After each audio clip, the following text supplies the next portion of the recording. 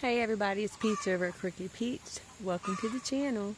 So today I'm in the garden and things really have to change here immediately. It is definitely coming to be fall very quickly. The tomatoes are not doing much of anything.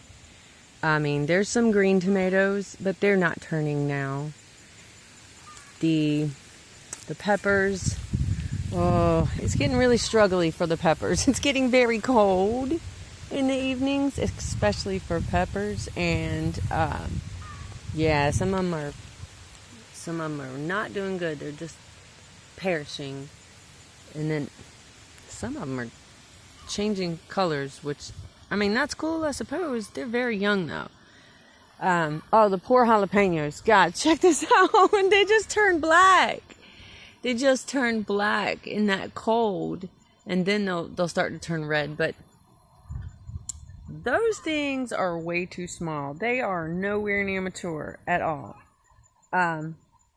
Yeah, so it's kind of pointless to try and keep this thing alive. In fact, I will be cutting the peppers down between now and the end of the weekend.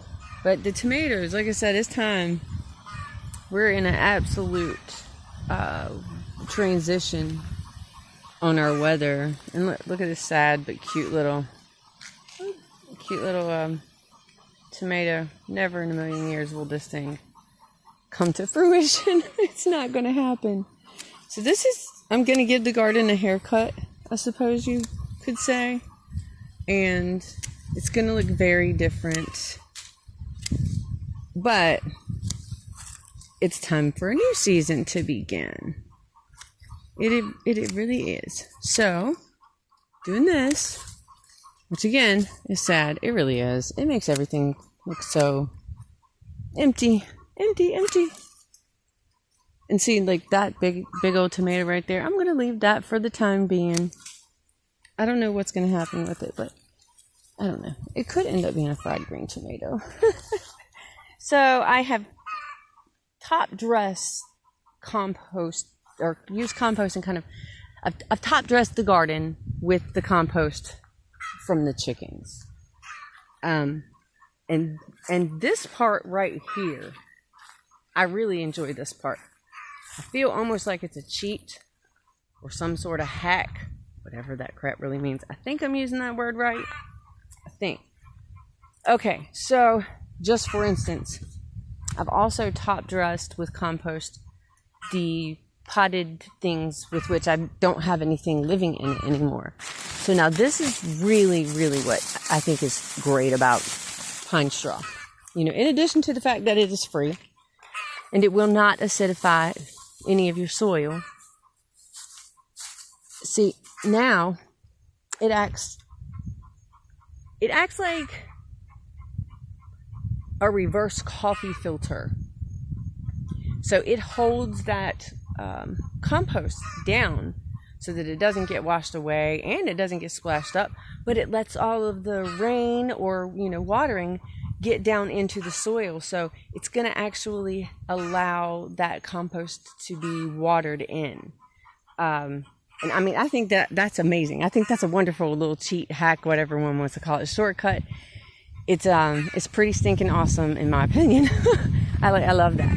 So anyways, that's the part right now that I'm physically doing here in the garden. Look, I mean, these tomatoes are just looking too sad to even. Why? Let's not prolong this. There's no point. It's just painful to watch. Look, tomatoes going bad right on the plant and stuff. I mean, it's just the time of year here in southeastern Virginia.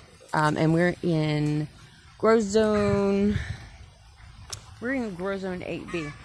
So, but it's the time of year it is pretty much impossible right now to fight back all of the caterpillar-y thingies. I mean, I would seriously have to be out here all the time. We're organic gardeners. So every time it rains, everything we use washes away. It's a lot to deal with, and the dew even at this point is so heavy it's acting like it is rain on the plants and on the grasses in the mornings. So anyways, there's where we are with what I'm going to be doing there. But also, see, we already have new things happening. So these are sugar snap peas. And then we have more, pardon me, more there. They'll be going, they'll be coming up this trellis, and I'm planting more so that we have some succession planting in addition to this. Let's see, right over here, we have some more peas. I think that's beautiful. Here, how awesome. And you know what? I know this does not look like store-bought, but this is celery. I am growing actual celery. This came from seed. I have more than one. It is amazing. So, a homegrown celery, from what I understand for the most part, it grows more skinny like that. But I'll tell you what, it packs the flavor in those little skinny little things. I'm telling you, for real. It's pretty stinking amazing. Let me see what I can do with this. I have there's that one green tomato on there. I'm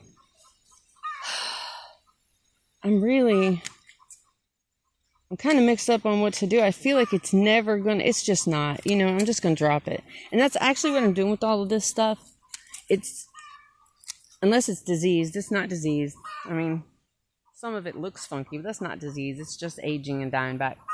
So I'm letting this become soil again.